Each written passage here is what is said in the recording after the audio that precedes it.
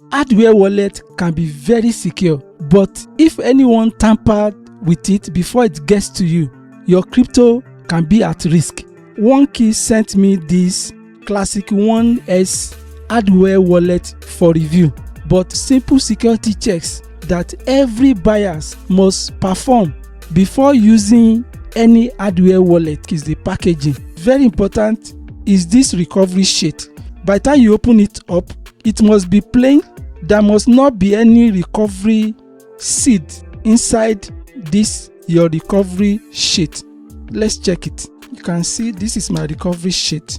You can see the first one is plain, nothing's inside it. The second one is also plain, nothing's inside it. Then, and you can see the last one is also plain, nothing's inside it. It is a major red flag if by the time you open your recovery sheet and you have recovery seeds written and it comes with your hardware wallet. Your recovery phrase must be generated during the setup of your hardware wallet. It must not come with hardware wallet or supplied by anybody. Remember these three things.